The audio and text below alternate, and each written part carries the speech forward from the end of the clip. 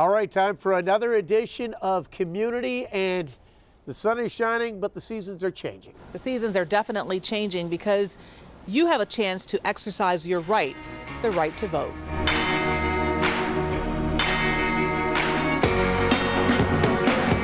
Yeah, the calendar has changed. It is turned to fall, but it is also election season. That means you have a right. You have a right to vote if you so choose, and it is an election season like we've never seen before. 2020 has been a year like no other. Most medical experts warn the country is now at a dangerous tipping point. A global pandemic. Officers in riot gear attempting to secure a perimeter. A global movement for social justice. And of course, a presidential election that has been anything but typical. I wish I could see all of you back there, but thank you, thank you, thank you. COVID, COVID, COVID, COVID. By the way, on November 4th, you won't hear about it anymore. President Donald Trump and Democratic challenger Joe Biden spent the fall going at each other like two prize fighters, but it was verbal punches they were throwing. I'm not here to call out his lies. Everybody knows he's a liar. But you I just want to make sure. Joe, you're the liar. I want to. Coming to a crescendo, or as many thought, a low point in the first presidential debate, where it was interruptions, not policy, that was the defining headline. No, Mr. President. Go ahead. I'm asking you a question. Would you shut up, man? Listen, who is on your list, Joe? Debate number two, they changed the rules a bit and muted microphones, leading to a much more informative debate and an effective exchange of ideas for voters to consider. You know who I am. You know who he is. You know his character. You know my character. You know our reputations for honor and telling the truth. I am the least racist person in this room. We're learning to live with it. We have no choice. We can't lock ourselves up in a basement like Joe does. Learning to live with it. Come on. We're dying with it because he's never said, he said it's dangerous. Key demographic that Trump had to deliver for his candidacy was women in the Midwest. It's not suburban women. It's the non-voters in those key demographic states, those key blue wall states, people who did not vote in 2016, who are what I call Trumpsters at heart. Joining us on commUNITY right now is Lucy Candelario, as well as John Elmore. Welcome to our show. Pete? Yeah, and we're going to talk about how important it is for a lot of community groups to be getting out the vote, and in particular in those hard-to-reach communities, the African-American community and the Hispanic community, and special efforts this time around. I'm going to start with Mr. Elmore. Talk about the efforts to get out the vote in some of those inner city communities and some of the harder-to-reach neighborhoods, historically speaking anyway. My law partner and I, Steve Boyd, work with the Stop the Violence Coalition, Most Valuable Parents, and a number of other community groups. We provided shirts, masks, and voter registration cards for every neighborhood in the city, and we were successful in registering 1,450 voters, and most of them were people who had never voted before. We went to the east side, the north side, South Buffalo, and we even went to Niagara Falls. This year's election is so important because there are so many issues that are of concern to America and to the minority communities, including criminal justice reform, the response to the pandemic, a woman's right to choose, the Supreme Court, and just how this division that is going on in this country can be resolved and how people can be brought together. It's very important to exercise that liberty that you have. You know, it's not only a liberty, it's a duty. You don't have the right to complain about the powers that be if you're not in the game. So it's very important to, to get out there to vote and to show, that you are an American. That is your duty. We have tried on a weekly basis to communicate to our Latino community members via our food pantry, via the kids through the virtual learning program when the parents do come to the center, whether it's through literature, one-on-one communications, or simply phone calling to try to encourage our community, because we do know it's so vastly needed, especially with the Puerto Rican community, with all that's happened on the island with the different hurricanes and earthquakes, and the response that our federal government has given to Puerto Rico. It's almost like they're not looking for my best interest, why should I even care type of thing. So it is a trust issue, I would have to say. John, I know that you guys were out across the city of Buffalo from the corner of Bailey and Kensington, as you mentioned, all the way to Niagara Falls. Is there renewed interest in the Black community in Western New York to get out and vote this time? Are they really that disgusted with what they've been seeing and they want change, or do they want it as is? I think absolutely there are going to be record African-American turnouts throughout the nation. And not only have the door-to-door and the street corner efforts resulted in record numbers of voter registration, but there's just so much effort on social media, on Twitter, on Facebook, and every day, if I look at anybody's page, you'll just see people encouraging people to vote, and then you'll see people posting pictures of them at the voting sites and indicating that they did vote, and then everybody else clapping their hands and giving those that praise that came out to early voting. And Lucy, why is it so important to get the vote out and in the Latino and Hispanic community? We have a voice. We need to use that voice. It doesn't pay to complain if you're not in the game. Saturday, October 24th, was the first day of early voting in New York State and the first for a presidential race. Our Nate Benson was out on the very first day of early voting. Check it out. From the Niagara Frontier to the city of Buffalo, the South Towns and Southern Tier, early voting started in New York State today, and people are turning out in big numbers. Voters turned out to 48 early voting locations across Western New York.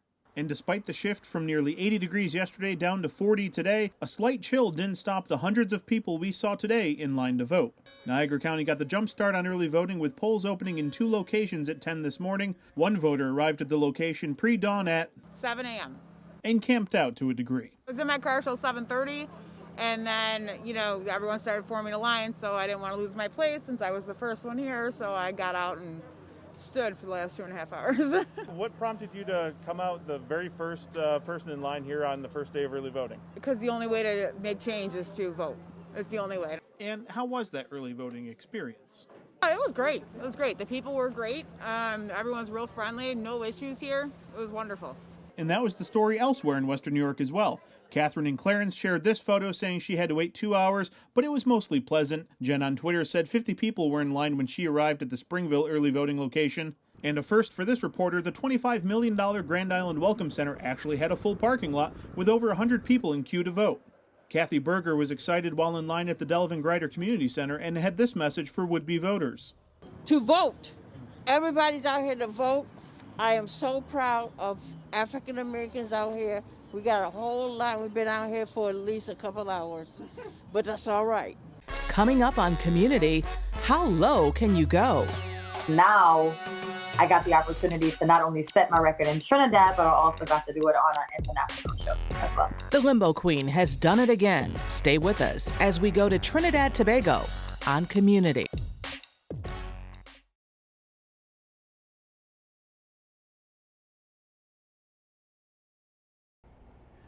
All right, welcome back to Community. Well, we spent the first segment talking about the politicians who are bending over backwards to get your vote.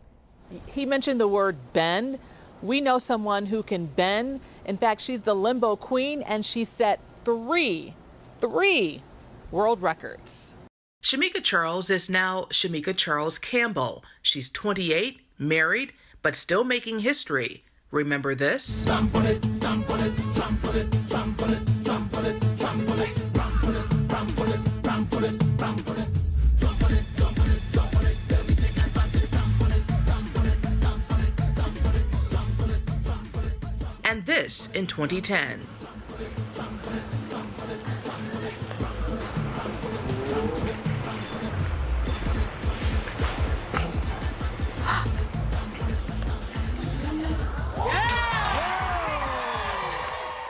Shamika Charles today set the new Guinness World Record for the lowest limbo by a female, 8.5 inches. And this 2016 record for farthest distance to limbo under 12 inches while in China.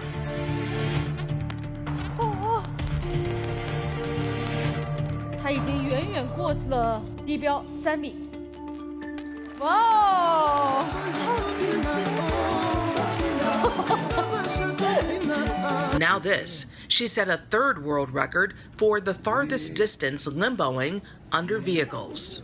I set it for 12 feet and 3 inches here in Trinidad and Tobago. It was hard because normally I have a lot more time to train. And this time I kind of had like 2 weeks to train. Yeah! They heard of me. They knew of me. Like they see me on America's Got Talent and they see me on Ellen DeGeneres. But now with me being here at home in Trinidad, you know, I think that they're a lot more into it and a lot more excited and a lot more supportive because of that. She's done NBA halftime shows before COVID with her mom and often credits her Uncle Bob for keeping her training on point. And she's not done. The record for limboing backwards. But it's not only votes we're counting this fall, we're also counting people with the 2020 U.S. Census. And the mayor said there was a lot riding on it. Having a complete and accurate census count enables us to bring more of that funding into our community. It is something that's mandated in the Constitution. In fact, this will be the 24th time that the country has counted its population since 1790. In fact, hundreds of millions of dollars in federal funding and representation in Congress is riding on those census numbers. As the census deadline approached in October, Mayor Brown said they had some hurdles that still needed to be cleared. We have a number of hard-to-count areas in the city of Buffalo, and in those areas, we have the lowest response rates. And one of the biggest hurdles, they say, is language barriers in the Hispanic community and beyond. It's really my goal to make inroads with the city's growing refugee and immigrant community. Jessica Lazarin is the director of Buffalo's Office of New Americans.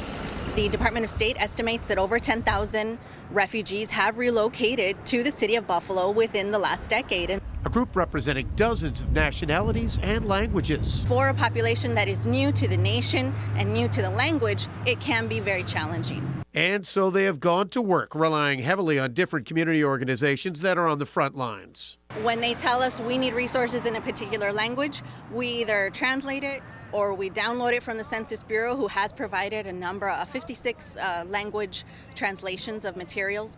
The language gap is one thing, but the technology gap is another thing that they've had to bridge. And they were very vocal. We don't have the tech and we don't have the interpretation. So we did provide tablets and hotspots to a number of community organizations that are out literally going door to door and offering translation of the online questionnaire in English. In addition to all of that, the city of Buffalo produced public service announcements in 11 different languages to get the message out. But even with all of that extra effort, the city still only reported a self-response rate of 54.6%, well below the statewide average of 64% and even below the self-response rate 10 years ago. It's still too early right now to determine the long-term impact of the 2020 census on Western New York, but you can be rest assured they're already thinking about how to get more people counted when 2030 rolls around. Speaking of the census, the new CEO of the Buffalo Urban League considered it an immediate challenge. 10 years apart, we were right in the middle of the census, and then, as you know, the deadline was shifting constantly. So we needed to mobilize and be in the community. Thomas Buford succeeds Brenda McDuffie of the local chapter of the nonpartisan Historic Civil Rights Organization. Actually, I'm only the 5th leader of this organization since 1927. The Urban League is still continues to be relevant. It's needed now more than ever before.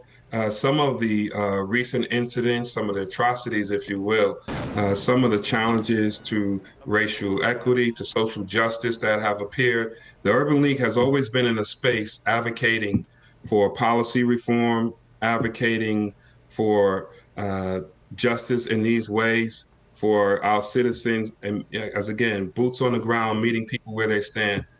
Buford spent most of his career in financial services. It's how the Harlem-born and Brooklyn-raised man came to Buffalo. I had spent time as an international manager and had some global positions. I would say the 3 years just preceding my Buffalo, I was in India, lived and worked there in the financial services arena. Why this transition from finance to an iconic organization? I've always had a passion to serve, and this opportunity with the Buffalo Urban League seemed to me once in a lifetime. I recall last November when Brenda McDuffie announced her retirement, and I saw her in passing, and I said, Brenda, that would be my dream job. She said, well, then follow your dream. What is the goal? What's the agenda for the Buffalo Urban League?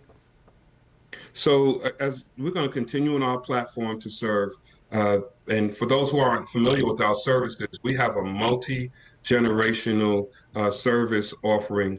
We have a seniors program where we operate a food pantry from there, and most recently, even a baby pantry where we're serving the community with critical needs, formula and things of that nature. And then we have housing assistance. Our housing assistance program moves anyone from possibly homelessness to home buying. And of course, if someone runs into issues, we're helping with mortgage and mortgage assistance. The annual Buffalo Urban League Gala is a major fundraiser, an event every November in Buffalo. COVID won't completely stop the show. We will have a virtual gala on December 5th. A new era indeed, with Buford at the top of the Buffalo Urban League.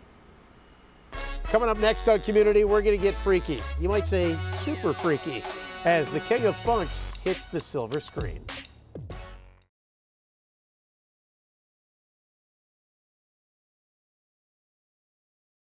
Welcome back to Community. Here on the show, we like to cover all aspects of the community, from politics to business to, of course, music. We both love music. And you can't talk about Buffalo music without mentioning Rick James. Exactly. He's going to be on the big screen soon.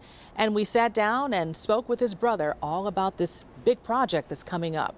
To be clear, Rick James was the king of punk funk, a musical fusion of rock and roll and R&B.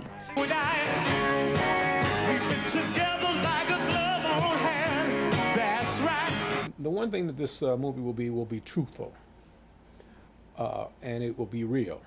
Rick's brother, Leroy Johnson, and film producer Addison Henderson are putting together a 7-part miniseries, My Brother's Keeper. It's a life story, really, about how we grew up together and how we came together to work together later in life. We both took different paths, but we ended up together. I became a lawyer, he became a rock star, and then we joined forces and formed a formidable organization, one of the leading organizations in entertainment in the early 80s, mid 80s. But the focus will be on their life from Buffalo to Toronto and all things behind the scenes. Rick is not defined by drugs. When you hear about the things that Rick has done, and you really hear about him, you'll know that Rick had a very powerful life and a very powerful influence on the music business. And that's from MTV on. The story that we have mapped out is going to be it's just a beautiful story. It's a beautiful love story. And so I just can't wait. I just can't wait for everybody to see what we've done.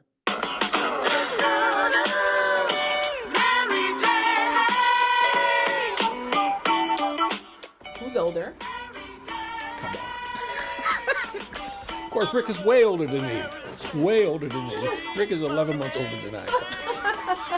And that is way older than I am. I was more in the background, in the courts, negotiating contracts, straightening out things, hiring or firing people. In the late 90s, I spoke with Rick James by phone and asked about the song Super Freak. I wouldn't say it was one of my favorites. It was certainly one of the most successful. And growing up in Buffalo. We're living very poor in the ghetto, and when I was small, I never ever, when I was young, I never ever thought that one day I'd be one of Buffalo's, one of Western New York's finest. He was honored on the steps of City Hall. It's no secret that James spent time in jail and dealt with drugs. People ought to know how it came about, and they'll see how it started from my view. But there's more to his life that we likely don't know. A lot of people associate us with Rich Street, but that's not where we grew up at all. We grew up in both the Willow Park and the Perry Projects.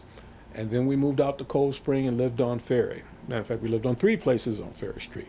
We plan on shooting 80% of everything here, and shoot in Toronto, where Rick used to frequent a lot.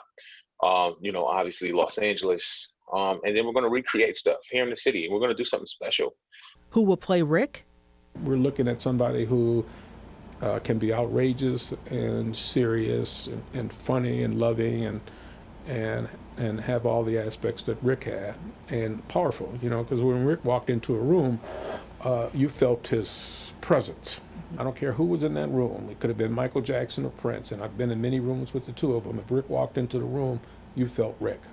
Rick James is buried in Buffalo at Forest Lawn. On his tombstone, it reads, "I've had it all. I've done it all. I've seen it all. It's all about love." Nobody knows my brother better than I do. Nobody on this planet.